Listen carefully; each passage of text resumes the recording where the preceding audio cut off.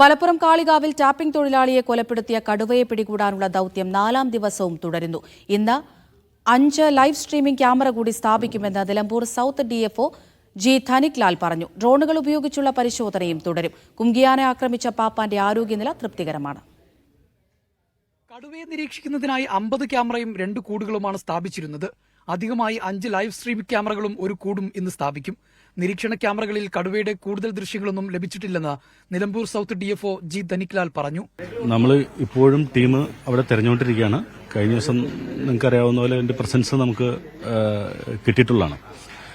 ഇന്ന് നമ്മൾ കുറച്ചധികം ലൈവ് ബേറ്റ്സ് കൂടുതലായി അവിടെ വച്ച് അങ്ങനത്തെ രീതിയിലാണ് നമ്മൾ ഓപ്പറേഷൻസ് പുരോഗമിക്കുന്നത്. അതിനിടെ കടുവാ ദൌത്യത്തിനായി എത്തിച്ച കുഞ്ചു എന്ന കുംഗിയാന പാപ്പാനെ ആക്രമിച്ചു. രാവിലെയോടെയായിരുന്നു സംഭവം. പാപ്പാന്റെ പരിക്ക് ഗുരുതരമല്ല. ഗുരുതരമായ പരിക്കുകളല്ല. ഞാനിപ്പോൾ ഹോസ്പിറ്റലിൽ നിന്നാണ് വരുന്നത്. ഗുരുതരമായ പരിക്കുകളല്ല. ആശങ്കയൊന്നുമില്ല.